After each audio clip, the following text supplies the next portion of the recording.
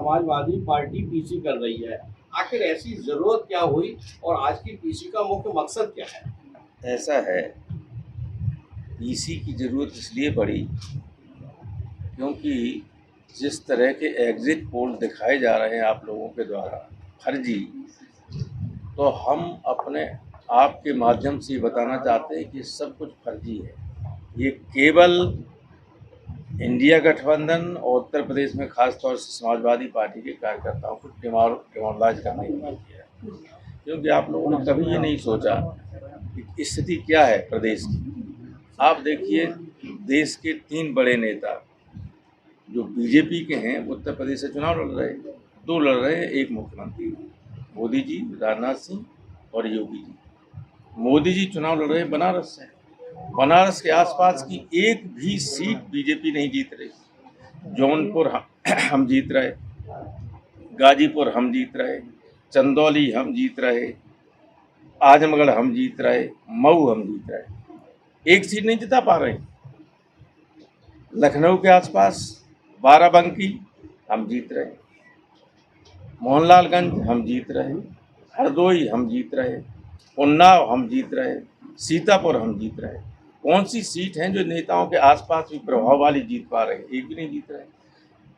गोरखपुर बाबा जी मुख्यमंत्री के, गोरखपुर से लगी हुई जितनी सीटें, गोरखपुर की जिले की ही बांसगांव, गोरखपुर जिले से कटा महाराजगंज है, सीट है पार्लियामेंट्री कॉन्स्टिट्यूंसी, संत कबीर नगर है, वहाँ आगे चले जाइए डुमरियागंज है, फिर बस्ती चले जाइए, सब बाबा का अधिकार क्षेत्र है।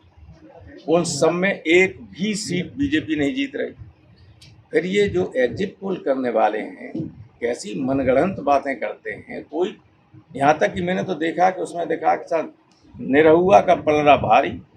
हम जानते हैं 5 विधानसभा में आजमगढ़ में कम से कम 40-40 हज़ार वोट से हार रहा है निरहुआ, 2 लाख वोट से। जब 2 लाख वोट से हारने वाला का भी पलड़ा भारी आप दिखाओगे तो हम तो आप पीसी करके बताना ही पड़ेगा कितना फ्रॉड सब हो रहा है। लोगों की अंतरात्मा खत्म हो गई और सब प्रशासन पर दबाव डालने के लिए कोशिश कर रहे हैं। हालांकि प्रशासन आमतौर पर निष्पक्ष ही रहता है और हमें उम्मीद है फिरोजाबाद में भी और आसपास के जिलों में प्रशासन की तरफ से कोई गड़बड़ी नहीं हो। गड़बड़ी करने वाले यहाँ से तो हट गए, एक आध और बचे हुए, अगर वो गड़बड़ी करेंगे तो उसके लिए प्रशासन जिम्मेदार होगा। तो समाजवादी दिखाई दे रही है, समाजवादी पार्टी और इंडिया गठबंधन कम से कम 60 सीटें जीत रहा है, एक कम नहीं। लिख लीजिए आप, कल शाम को देख लेना। फिर इंडिया गठबंधन का नेता कौन होगा? वो नेता तो चुनाव के बाद, कल के बाद अपने आप तय हो जाएगा, उसमें कोई समस्या नहीं। वो आपका सरदर्द नहीं, वो 1 घंटे के अंदर सब हो जाएगा, कोई प्रॉब्लम नहीं आएगी। बीजेपी वाले यही तो सोच रहे हैं कि प्रॉब्लम आएगी, नहीं आएगी। तय हो चुका है पहले, सब कुछ तय नहीं हो चुका लेकिन तय हो जाएगा।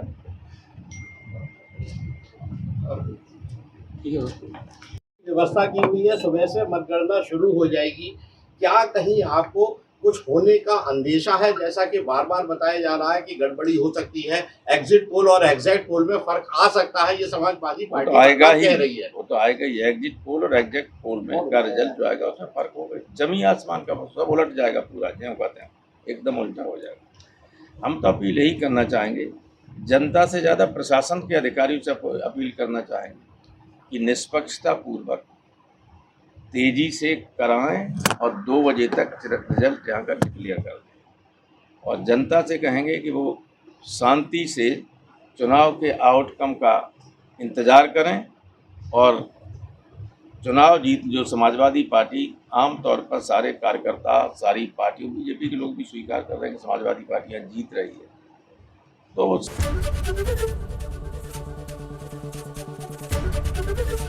एबीपी गंगा, खबर आपकी, जुबान आपकी।